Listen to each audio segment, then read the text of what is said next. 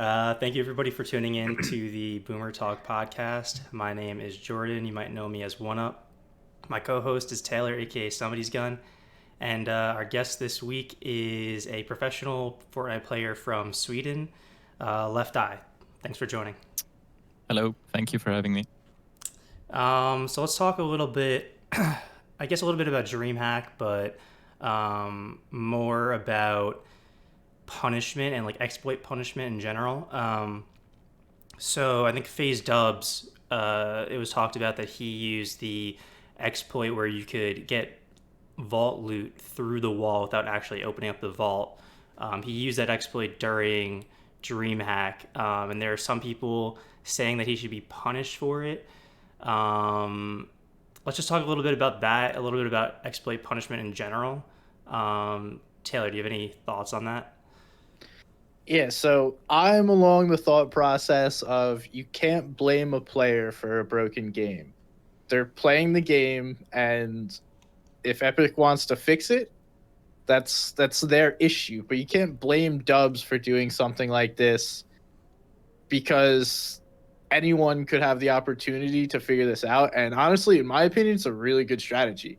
He's always able to get that pad and get the loot. It sucks for whoever winds up getting the vault. Like, I'm sorry, but they could have figured that out and walked away with the loot at the same time. And right now, I mean, it's hard to tell what's an exploit in this game and what's simply a mechanic.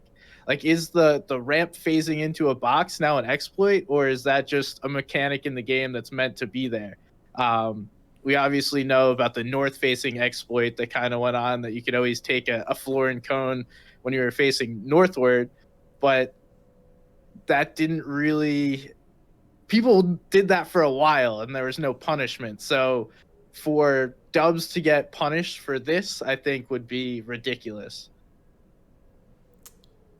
LeftEye, any thoughts on that? Kind of feel the same way. Like if there's a bug or a glitch in the game, and if a player uses it, it's like it's not his fault. It's Epic's fault because they had it in the game. Because that bug has been in the game since the start of this season. Because I saw it on Reddit like almost like 1 week into the season, and like people knew about it. Yeah, I mean, my thoughts on it is like, if you don't explicitly say that this like specific action is illegal, I don't understand how you could punish for it, because Yeah, like what is considered an exploit? Like, I mean, it seems pretty clear that the vault loot thing is kind of an exploit, but like, are phasing tricks exploits? Like where does the line get drawn at that point? And then you're just kind of relying on each player's like personal idea of like where they yeah, draw the line exactly. for an exploit. So if you're not like delineating that right off the start before the tournament starts, then there's really no way to punish it. Um, Otherwise, just kind of a slippery slope. Yeah, like they Um, need to specify. Like if they say you can't go into the vault, like exploit into the vault, you can't do that. There needs to be like a set rule for it. Like you can't do that.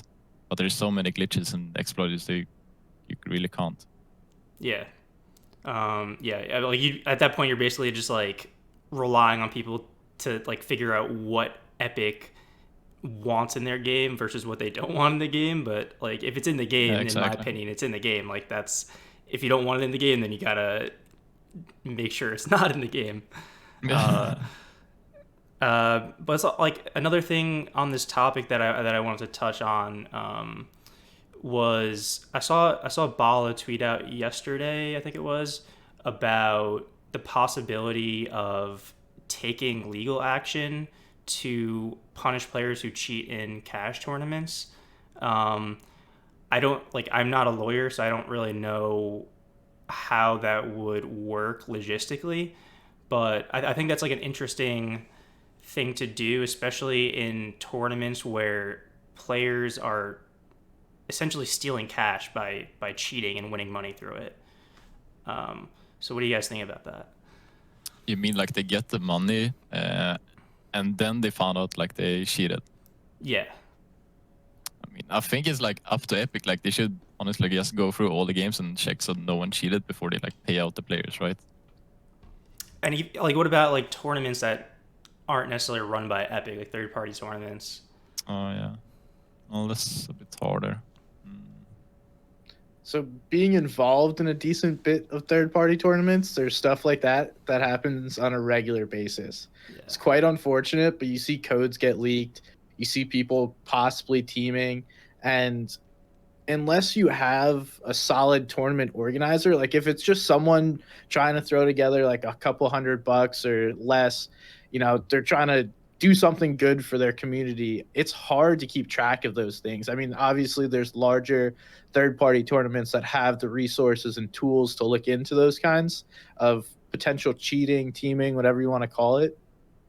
um I'm no legal expert. I have no idea how that would work, so I'm not even going to touch on the legal aspect of it. But as far as like trying to find cheaters, a good thing is self-reporting, because there's replays. You could watch replays from any single game as long as you have them turned on, and then events that go on, anyone can go watch the replays. So if you're cheating in a major epic tournament and think you're going to get away with it, you're just obviously wrong, because people even throw out people that aren't cheating. They'll take clips just totally out of context and be like, oh, this person cheated in this tournament. Then you go back, watch the clip. It's like, okay, how the heck is this cheating?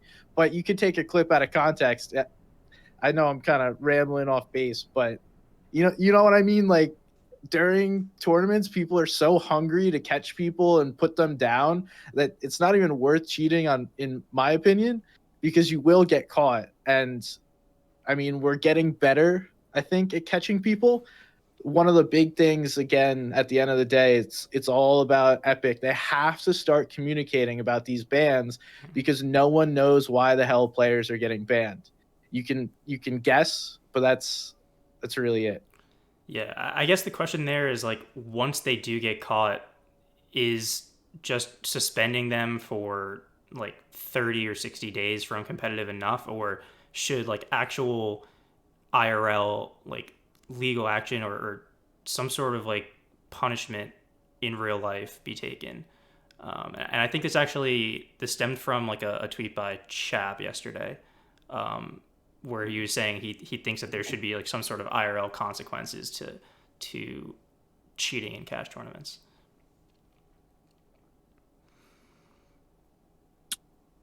Yeah, I don't know really, because like it's like legal actions, and like if it's like a younger kid, like imagine if it's like 13 years old and it's like legal action. I don't know how that would work. Yeah.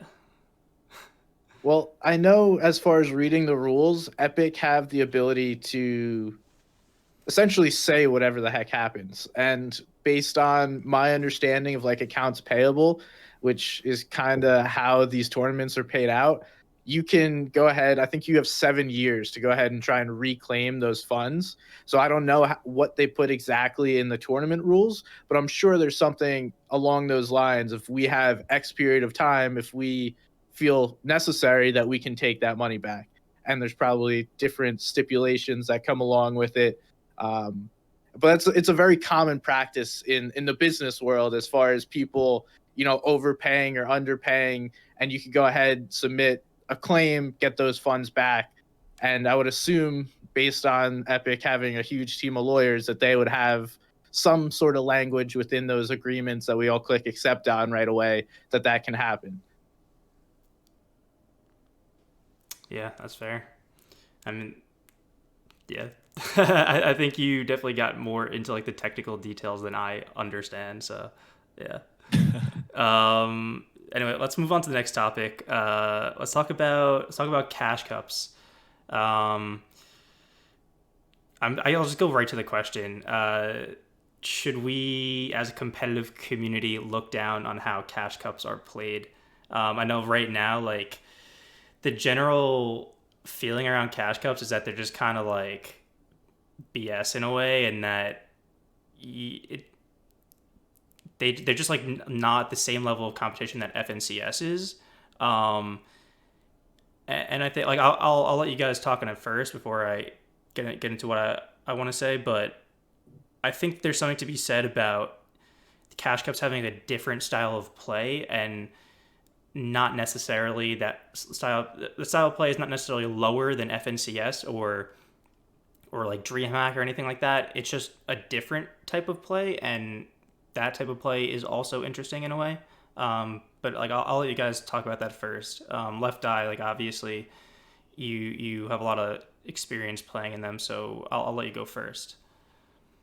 I think that at least like FNCS and Cash Cups are like totally two different like competitions. Like Cash Cups is mostly like bot stomping and like just playing a double key style, whilst like FNCS is mostly like playing for placement and more passive. Like people like to see Cash Cups is not super competitive, but FNCS being like a super competitive mode, because like it's not like bot stomping. You're not like going into a lobby and getting like 20 kills. It's more like you playing against other good people.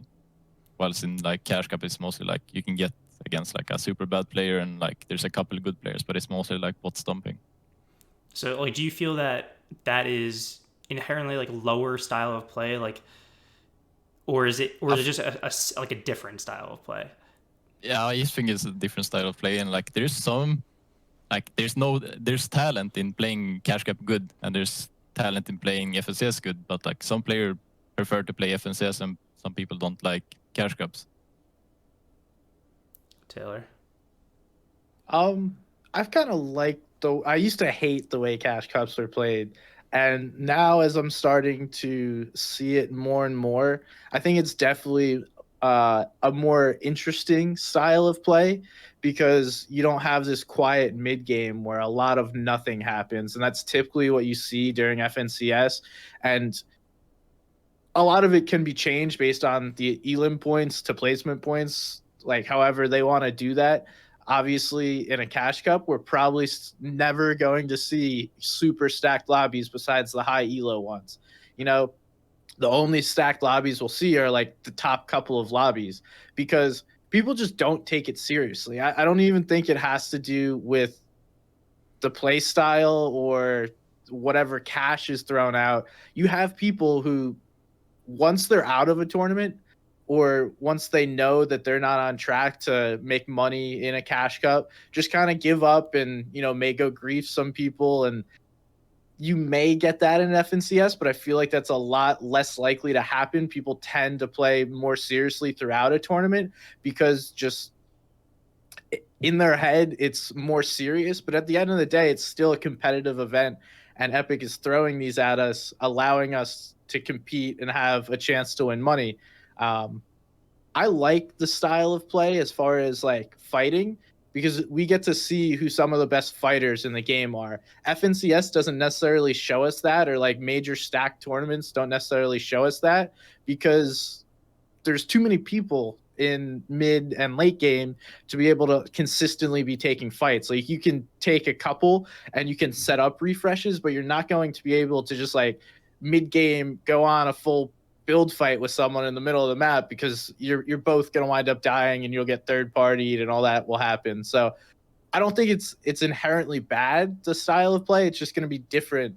And if the community could look at it in a different way, I believe we could get better games. I don't see that happening, but we could. Yeah, I mean, I agree. I personally like the fighting aspect of it. Obviously, I love FNCS. I love the way that end games play out. Um, but I think there is definitely something to be said for like consistent fighting, like like what happens in cash cups. Um, the problem is that people just don't take it seriously, and they just kind of think of cash cups as a joke, and so it just kind of throws out any meaning that cash cups have. Um, so like I'm trying to think about how we could make cash cups more respected while still keeping that play style, right? Because if you make it, if you like, I guess if you increase the prize pool significantly, or something, and make people really care about it, they're gonna play the same way that they play in FNCS. Like the reason why FNCS plays out the way it does is because there's so much on the line. People don't want to throw away their chances at big prize money just to take like a 50-50 fight, right? Um, so just raising the stakes to me wouldn't keep cash cups the way they are in the like in terms of play style. So like I don't know. I think that they should try to play around with like the point format, like make elims a lot more valuable in some way, and just like have that as a different style of competitive play. Like I think that there's a legitimate reason to have that style of play available in competitive. It doesn't necessarily need to be in FNCS, obviously, but to have that in cash cups and make it like a respected tournament, a respected event, to me would be really interesting to see. Yeah, I feel like they could maybe go back to like 2 stages in the cash cup, because now when it's only 1 stage, I feel it's not as much prestige, or people don't take it as serious as it was in 2 stages, because like I qualified for round 2, I'm dropping here, and it's like a bit more prestige and more people were streaming it. And now it's like you do bad, you're like, oh, I'm not playing anymore. I don't care. I feel people were like wanted more to like qualify to the second round to at least have some chance to get those money. But now it's like, oh well, I didn't get a 20 kill bomb in the first game, so I'm not gonna play, or something like that. Yeah, 100%. I agree with that. Like even in second round, you'd still see kind of an aggressive style of play. Like not as much as first round, but definitely different than FNCS. And there's definitely some respect around performing well in the second round, I think. Yeah, it doesn't really make sense to me why they got rid of the second round. I think from all perspectives, it was a good addition to cash cups. Yeah. But yeah, I don't know. That's another topic in itself. I'm pretty sure they said, like when they made the roadmap on Twitter, that they said they're gonna do more like round 2, round 3, like stages in tournaments. But now they just removed this. I don't really understand that. Well, we see the random. I guess they're not totally random, but like the content creator or the player cups that pop up all the time, and they have multiple different formats. So maybe that's what they meant. You know, they're not going to do it during cash cups, but we'll give you guys a bunch of other tournaments here on the side. I don't know. On the topic of the cash cup performance and just generally, if we think of the game, when we do get these stacked lobbies, the game is terrible. It is not made at this current state to be able to play with huge end games and tons of people. And even during DreamHack, like we rarely saw Storm Surge become a factor. And during cash cups, we don't see stacked lobbies. So the games end much faster and the performance is slightly better, which performance as far as like server performance and end game lag, and we don't see people just randomly skipping around in game that we will in the end games. And I don't want to say that that's a good reason to push for more aggressive play, but I think it's kind of playing into the hands of what Epic knows is possible right now. Because if they could have fixed the servers, they would have. They're not just sitting here like, ha, ha, ha, ha, I'm going to wait to fix these servers at some point until you guys deserve it. No, they're definitely actively trying to do it. And if we can, guide the players in a direction where lobbies get thinned out faster, so we can actually handle the games at the end of the game, that kind of plays into maybe what their thinking is as far as cash cups go, and keeping elim points high. That way they can work the lobbies down to a smaller level. I don't know. Random thought there. Yeah, I think so as well. Epic has always been like, they want to thin out the lobbies. It's always been there like since the start. They don't want like stacked lobbies because they know it causes lag, and for a viewing experience it's really bad. And always in tournaments, it's always been like big risk, big reward. So like you take a fight, it's like a big risk, but yeah. Yeah. And yeah, like that's exactly why games are not played out aggressively in FNCS, because nobody really wants to take that risk. Let's go on to topic number 3. Let's talk about the current meta, and how much we think it's going to change by the end of the season. I think today there was another update where the water receded a little bit more. So we're continuing to see the map change. where do you guys think the meta and like the map is going to be by the time FNCS comes around? I feel if they don't change the caddy loot, like caddy corner loot is still gonna be the same. It's gonna be caddy caddy corner dominant. Like you get the caddy loot, you're like guaranteed to win the game almost. I just feel like at least with the mythic POIs, I always had this thought: it should never be any mythic movement items. It should only be like weapons. Like I don't mind a good scar like the shark had last season, or like a drum gun or whatever, but it shouldn't be like you have one mythic like movement item that like yes wins your game. Yeah, I mean, I think that it could be done in certain like I think the grappler currently out of whatever the agency Authority. is now. Yeah, authority. Yeah. I just call it agency.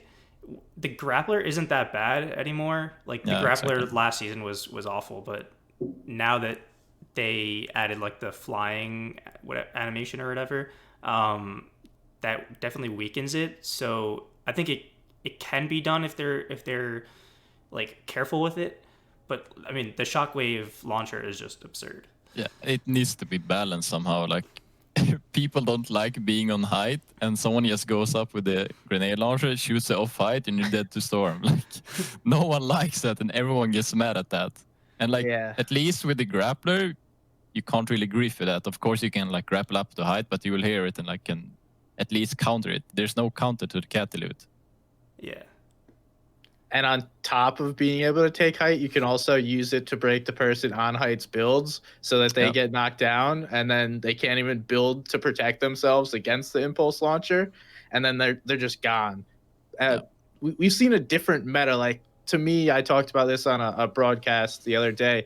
We saw when EU we had Stompy and Aqua basically trained the whole lobby not to go for high ground once you hear that mythic minigun from the grotto, right? Yeah. Once you heard that, everyone was like, all right, I want none of that. These guys are way too good. The mythic minigun will just mow us down. All our mats are gone. And we're seeing that again, but it's not even because the players are so good at playing high ground. It's because one weapon is so good at holding the high ground. And maybe it needs to get like a boom bow type of nerf to it. So you only get, I don't know, let's say 2 or 3 shots, and then it takes 60 seconds before it reloads another shot to it, like the boom bow of last season, where you could do that. But even still, like I don't think there should be a weapon that is just so much different than everything else in the game. Maybe an impulse launcher. If it was an impulse launcher, that would possibly be acceptable, so you can't break through builds. I was gonna say that as well, because it's like the problem with the shockwave launcher is it's a movement item, but it's also just like a weapon. Like you could use it to break people's build. Like it has so many abilities. So like if you change that to an impulse launcher, then it's pretty much just a movement item, and I think that's better. You'd still be able to like impulse people into the storm, which is an issue, and they would take fall damage too. Yeah. I would like to see like the statistic, like how many people that gets the grenade launcher, how often do they win the game? Like what's the win percentage if they have the loot, like in cash cups in FNCS and stuff like that? Like it must be super high, right? Yeah, maybe I'll look into that actually. Good idea. First date. I always look at the leaderboard. I always look at the leaderboard. It's like, where did this guy land? Oh, he lands caddy. Oh, where did this guy land? He lands caddy. It's always like top 5 is almost like always some, at least majority that lands caddy corner. Yeah. Well, for the first cash cup here in NA East, they ate SAF and stretched one, and they won 5 out of 7 games. And the 2 games that they didn't win, they didn't get the caddy loot. So every game that they got the caddy loot, they won the game. Which we're still early into the season. Yeah, it's incredible. Like it's not easy to do that by any means, but just showing that the top players, when they are given this loot and being able to take advantage of it, can absolutely dominate a lobby. Part of that is Stretch is playing out of his mind right now. He had a couple of clutches during those trio games. But anyway, like the knowing how to use it is just a whole different thing than just simply getting it. And I don't think that Caddy is working out how they thought it should, because I would imagine, their thoughts are, okay, this place will be super contested. It's the best loot in the game. And when it really comes down to it, there's not that many teams that actually land there. Like every once in a while, you'll have like 5 teams land there. But for the most part, it's like a team weather station, maybe 2 teams caddy. And that's really not that high of a risk if you're one of the top teams. You can win that off the spawn and then have an easy game going forward. Yeah, and for sure. It becomes even more of a problem in FNCS because then you have well, I mean, I guess it's solos this season, but in any like team mode, you have teams calling out drop spots. And so if you have a team who's, known to be very good at landing caddy, people aren't going to land caddy with them. They're not going to take the chance to contest them off spawn. So if you have a team or a solo calling caddy to themselves and just getting all that loot without any of the risk, like that makes it even worse because there's no risk to be taken. Like at least in cash cups, you have teams contesting you, and so it's a little bit of a risk. But in FNCS, when players are calling drop spots, that's where it gets even worse. Well, there's more to this meta than just the caddy launcher. We do have a charged shotgun that is completely different. We have peppers now that we're seeing are very strong in endgame for rotates, especially in solos. And then crash pads. Crash pads are huge. People are now learning how to use them to rotate and do so better. At the beginning of the season, we really didn't see them used, but now they can be used to grief people and break boxes. They could be used for rotations. They could be used even to throw people up if you know how to throw them correctly and expose them to the rest of the lobby. So we're seeing them be used in multiple different ways. I'm not sure how I like crash pads yet. I think we're starting to see that they're a little bit broken because you can just throw them like next to someone's box and it breaks their box and then they're just sat there exposed and thrown up in the air. I don't know. I like them for a rotation item. I don't like them for everything else that it entails. Yeah, you can just go up to a box and just put a crash ban and you're instantly in their box. It's like you can use it to grief people as well, as you said. Like you can just throw it into their box and break their whole box, and like maybe they get lobby focus and just die. Yeah. Do you guys think any of these things get taken out of the game? Do you think there's any change to shotguns by FNCS, or do you think it's just going to be the same? I think it might be the same. They might buff the tags, but I think they're gonna keep the charge shotgun at least the same. Maybe some QOL changes, if that's some good changes, not like buff or like nerf. Yeah, honestly, if they change the way that it worked, like if you could just tap fire to shoot it, I think that would improve it a lot. Yeah. But I don't know. I think the one thing that gives me hope is that they still haven't added it to creative. So I don't know if that means that they don't expect to keep it in the game long term. No, like maybe that means they don't want it in the game long term or something. I don't know. Maybe. It's just so weird they haven't added it to creative yet. Unless did they add it today or no? Okay. Didn't. We're getting cars in 2 days as well, but I'm not sure if they're gonna add it to arena. They're gonna use that. I'm not sure if it's like I don't think it's like a competitive like item or like a vehicle for a competitive at least. Oh boy, yeah, it might get the chopper experience where it's just thrown right into the game, bitched about for 2 weeks, and then by the time FNCS comes, it's out. Yeah, probably. Well, I mean, physical cars have been in the game. Like you farm them, but like they've been in the game the whole time. So technically, they've been in the game, so they go right into competitive. We'll see. Yeah, so I think go ahead. So we got charge shotguns. Are you a charge or attack guy, LeftEye? I'm a charge guy. Okay. So do you genuinely like the shotgun? I like it. Yeah, I like it, but Like most people, they hate it when like you shoot, but you change your weapon too fast, so it doesn't shoot the charge shotgun, and they can really messes you up if you don't have like SMG or something to like back it up. But I like the shotgun like when it shoots at least. And do you play differently? So I'm seeing people play with the charge more in solos, and then in team modes kind of prefer the tac shotgun. Is that something that you've even thought about or you take into effect? I feel like if you want to play tac in a team mode, you almost need to have like more than one people. Like you need several people that has the tac, so you have like more pressure on the walls. And I feel like, I don't know, the charge shotgun is more like it's harder to double key with, but it's possible. Mm-hmm. Yeah, I don't know. I'm still trying to figure out what works best because I think the tac, because of that ability to have multiple shots, like if we take out that drop and reload mechanic, that gun takes forever to reload. And if you use your 3 shots in the charged shotgun during a team fight, you're basically useless for like 10 seconds while you're reloading that shotgun.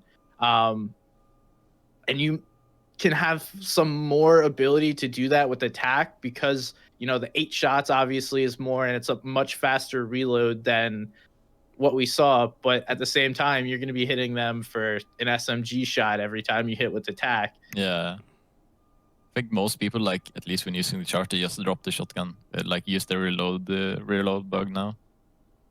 You just really drop it and there's fully reloaded like when they pick it back up. It's awesome. Yeah. It's broken. You have an RPG, you shoot once, you drop it, you can shoot like half a second later. Yeah. Oh, Oh man. I've never mind. We won't get into that reload thing. Yeah. But that kind of actually is part of like the exploits that we talked about in the beginning. Are you going to ban people for doing that? Because if you watch the FNCS replay, or not FNCS, DreamHack replays, people are doing that all over the place. Yeah. Like, especially when you're healing, you just drop all your weapons, reload, and then you're good. You healed up, plus you reloaded at the same time, and you're chilling. It's a great use of time, and I'm assuming that's not purposeful. I haven't seen it pop up on the Fortnite Trello board yet. Same. I don't know. Maybe it's I done haven't on said purpose. anything about it. Yeah, maybe they like wanted it to be so that when you pick up a weapon for the first time, it is fully loaded or something. I don't know. But guess we'll see. Do you guys want to move on to the rapid fire wrap up and then take some questions from chat? Yeah, works for me. All right, cool. So we got three quick questions. We need 3 quick answers. Number 1 is, what's your preferred shotgun fix for this season? Preferred what? Shotgun fix. Like, shotgun fix. What would you like the shotgun meta to look like if it could be fixed? Taylor? Thanks. Honestly, as long as they just made it so the charge shot when I tried to shoot it, that would be my biggest fix. I'm cool with the meta. I've learned to deal with the charge shotgun, but the amount of times that I blank people with the charge shotgun and it makes the sound that it shoots, and then I go back to my weapon, it's still fully loaded. That's just the most frustrating part to me. You said it earlier. If it was just like a simple tap on fire, and then you could also charge it, so you could hold the fire or just tap it once to get like that initial shot off, that would be a huge fix for me. And then a slight buff to tax so that they're at least somewhat comparable is what I would do, because I'm assuming we're not changing the shotguns. LeftEye? Yeah, I feel the same, like at least so if you just tap it once, it shoots. And also something about the reload with the short shotgun. If you shoot once and try and reload like if you shoot your last shell in your shotgun and you try and reload, it takes ages because, I don't know, the animation is super slow. And I would also like buff the tax a bit. Personally, I would like to go back to last season's shotgun meta. I knew this was coming. Yeah, but no, if they did some quality of life changes on the charge and made it so that it kind of shot like a pump if you just tap fired it, I would honestly be fine with that. I I just think that there needs to be. I think that the way the charge currently works, it messes with the pace of the game too much, the pace of like box fights and stuff like that. So if they made it work more seamlessly, like the pump did, I think I'd be fine with that as well. And I agree, a buff on the attack would be nice as well. I think most people. I think Good. most people want like the short shotgun to be more like the pump, where you can just tap it. Yeah, it's like a total, like a different shotgun. We have never played with anything like similar to that, so it's like messes with people. Yeah, 100%. Question 2: would you rather play 0 ping on console or 60 ping on PC? I would play 60 ping on PC. Honestly, I've tried console and I can't even aim. Yeah, that I don't play too far away from 60 ping on PC at No. most times. So, I mean, give me like 10 more ping and I'm chilling. All right, what if I made it 100 ping? Oh, I don't know, man. Going back to console, like I've been playing PC now for a couple of months, or not more than a couple of months, but I went back for like the PS4 tournament and I hate the game. It is so much different and just like not fluid when you're playing on console. Yeah. I almost would rather say, no, I'd have to take the 0 ping on console because they're gonna get 2.5 of that 5 million for the prize pool. That's true. Yeah. Yeah, I think I'd probably take console as well. I don't know, 100. I can't even play on like 40 ping. I would not be able to play on 100 ping. I just feel like both options are bad. Like Yeah. 0 ping or 0 ping on console is not good because you still get the input lag, but like 100 ping is like, that's not good as well. But at least like the game will look nicer because it's like 240 FPS, right? Yeah, but at least if you played on console, like you'd be at an advantage on console against the players you're playing against. If you're playing 100 ping on PC, you're at a disadvantage. So that's where I draw the line. And the final question is, what's your favorite game other than Fortnite? Ooh. I have a good one. I used to play a game called DayZ, like Arma 2 DayZ mod. It's like a really old game. It was like originally Arma 2 was like it was like a military like simulator or like a sim game, and they made it so it became, sure how to explain it. It's like an open world survival zombie game. I don't think many people know of that game, but I used to play it a lot before I started with Fortnite, and it was like I only play that game. Taylor, I think I know your answer, but Yeah, you probably do. It's Warcraft 3. yeah. It's the only other game that I'll still consistently play besides Fortnite. I mean, if we want to talk older games like COD 4, Modern Warfare 2, those are some amazing games. But I mean, that's just being nostalgic. They're even going back and playing the remastered version isn't the same. Yeah. I don't think it's just being nostalgic though. Like those, I could still go back and play Modern Warfare 2, and that's a great game. I would say probably Rocket League.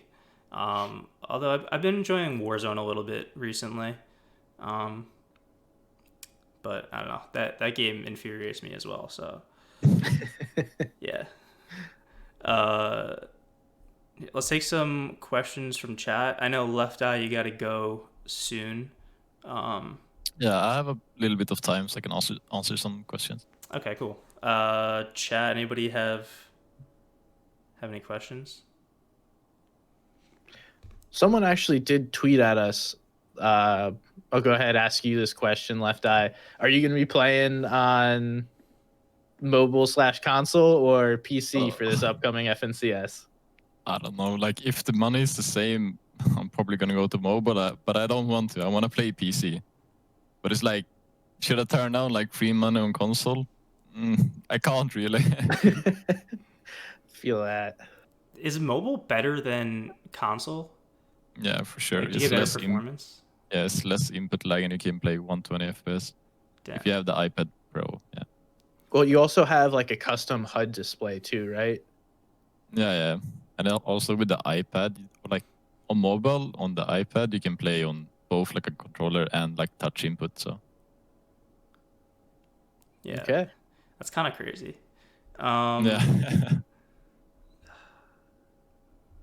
We had one a while ago. Do you guys think every drop spot can work for every player, or is there not, or is there an ideal drop spot for a certain play style / mindset? I know what my answer is, but That's you a really good guys? question. LeftEye, do you have an answer? I think any player can make any like spot work, but I think like if you're like a passive player, like some spots might work better for you. Like if you're a passive player and like not that the most aggressive, you might not want to land caddy corner, right?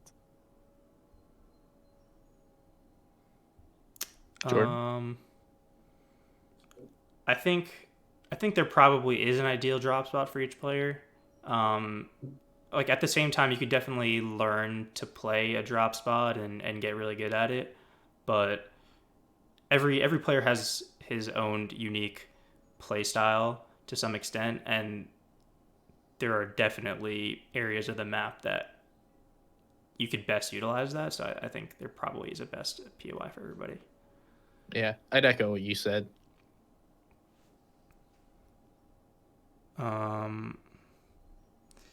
Is the rapid fire SMG a viable option to shoot through people's walls to get some extra damage? Yeah. Could get some damage through, but like you need to reload it after you get like Yeah, one true. mag out. So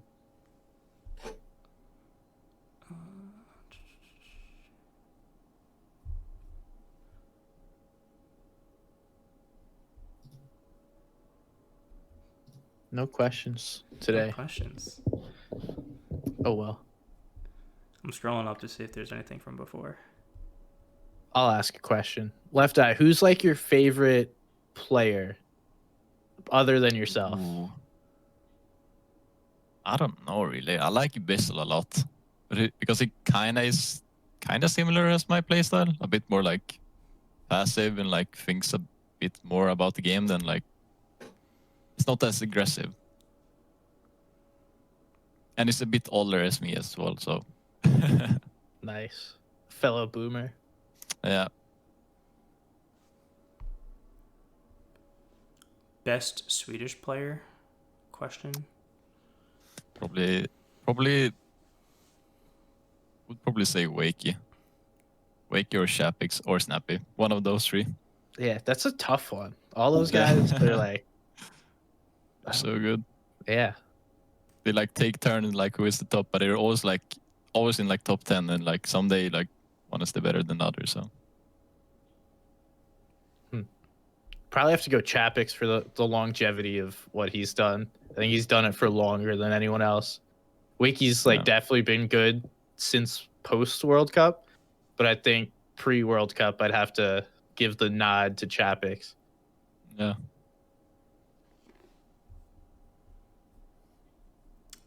All right. Nobody's asking questions today, so I don't know.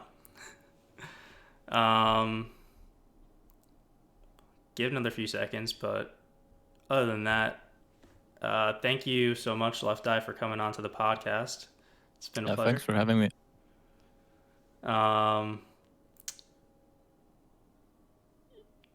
Somebody asked your favorite viewer on Twitch. Uh, All right. Anyway, yeah. So LeftEye at LeftEye BR on Twitter. Do you want to plug your other socials?